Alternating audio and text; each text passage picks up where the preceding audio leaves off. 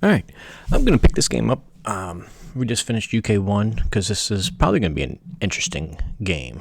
I figured I'd pick it up and see how this game goes. We are playing Black Adder, which that name sounds familiar. I feel like I should know his name, whether he's on Discord or maybe I've seen him on the ranked ladders before. Anyways, I did the West Russia Jam.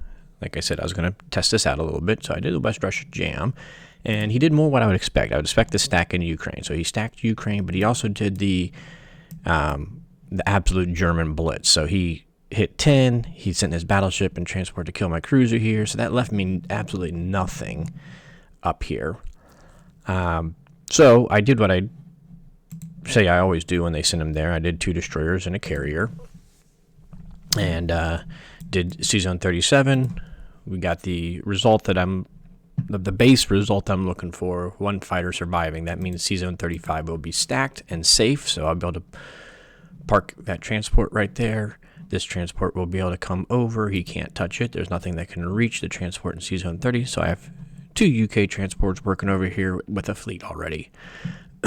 But the downside is the Atlantic is going to be extremely rough, considering he's got 3 subs. We'll kill the 1, but then the subs can kill me. So my build, I'm going to drop a destroyer on the East Coast, so that if I kill that sub, and I put a destroyer here, and my bomber hangs around. If he brings his 2 subs, I got a shot at least at trying to kill those subs. But additionally, because we did the West Russia Jam, he's got 6 fighters and a bomber over here, so he's got 7 planes we're going to have to overcome to drop a fleet eventually. And as you know, I mean, UK is lucky to be able to drop 4 at a time.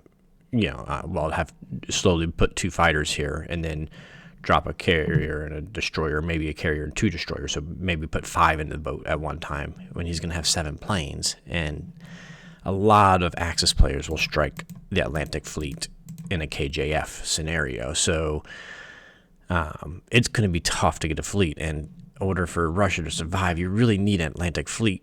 I try to get it up by UK 4-ish or so, but we're going to be really aggressive on Japan, so this is going to be one of those really aggressive KJFs, and see if Russia can survive long enough for us to get established here. So I'm going to bring my 2 fighters on down to here. This is a little bit scary, but not horribly scary, because we're going to be relying on the fact that Russia will have the C-Zone 5 covered with 2 fighters, as well as U.S. will go ahead and have a bomber. We're going to go ahead and land the bomber here, and so that's going to be our sea line protection, is 2 Russian fighters and the bomber, and these could always fly back, so we should be okay in that regards. We're going to get that zone stacked up. I did blitz through here. He does have his tank and the bomber.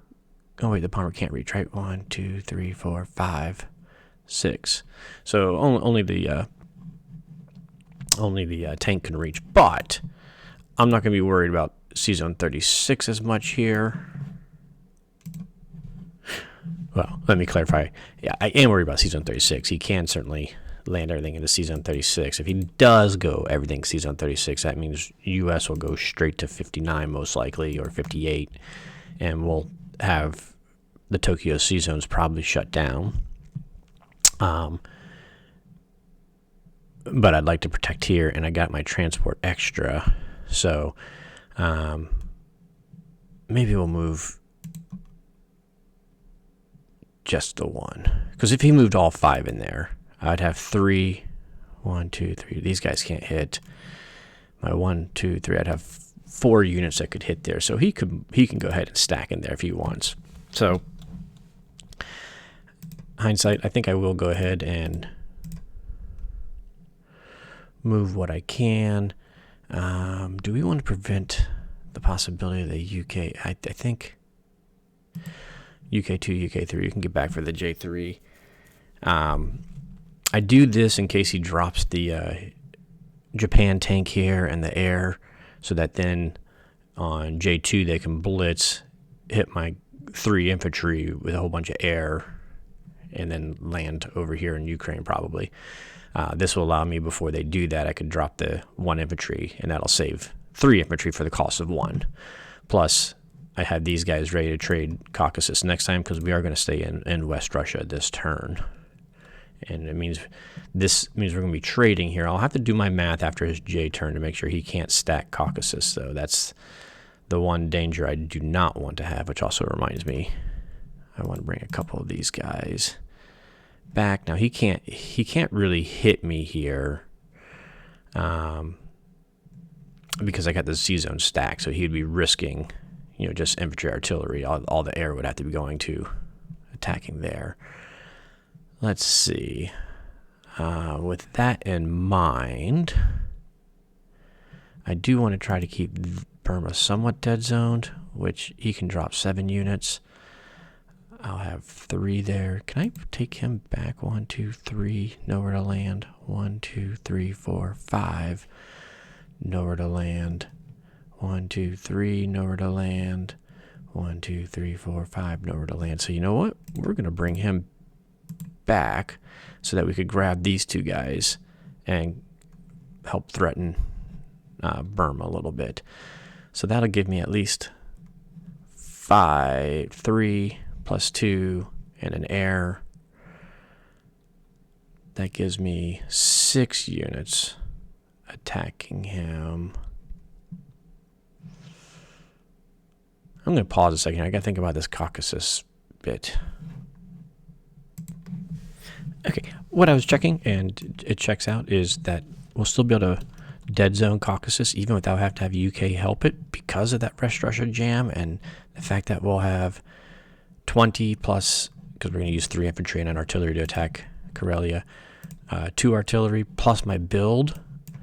Even if he moved all of this and all his planes, Japan planes and fighters, into Caucasus next turn, in round 2, Russia or R3 would be able to wipe them. So I'm going to say I'm okay with not sending these guys here, except for this one.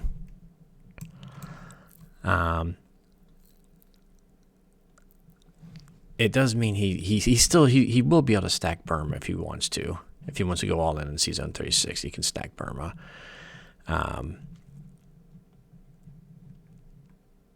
But it gives me a little bit more. I still got my 2 infantry, my 1, 2, 3 bomb, a fighter potential. So this is one thing I wish I had done differently. I did the battle here first, and then C-Zone 37, and I took my bomber as my casualty. Now I wish I had my bomber fighter here. But I did that because I was thinking that, I might need to bring the 2 fighters instead, land 2 fighters on my carrier, 2 destroyers, if C-Zone 37 went poorly. But since C-Zone 37 won, I wish my bomber was alive, because then I could have my bomber 1, 2, 3, 4, 5, 6, and I don't have to worry about giving up my fighter from my fleet here. But anyways, woulda, coulda, shoulda, doesn't matter now. Russia just may be to its own biases for a turn or 2, or maybe we'll be able to pull in the U.S. so that the U.S. can trade Caucasus the next turn. We'll figure it out. I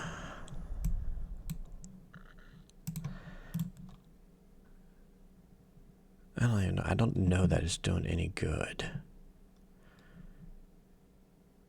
Well, 1 over, because I can't dead zone here. If he drops in 36, my transport can't add to the attack anyway. So the most we'll have is 5 infantry and a fighter, regardless. And he's got 7 units. These 3 plus 4 he could drop in there. So if he really wants to do it on 1 turn, he can. We should be able to drop these guys into India, as well as the 2 guys that we're going to have floating back here in India. Will be safe though, so I think we're going to do this instead. I'm adding the 1 here just in case I need to block the Japan blitz, and I still want to do a 2 and 1 fighter attack on Caucasus and do whatever I want to do with the fleet from that point.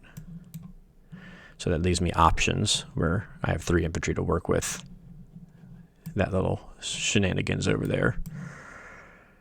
Those guys will leave the same. All right.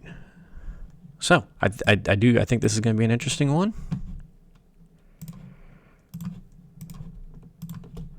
Hopefully it didn't take too long. I was close on the timer. Whew. Okay.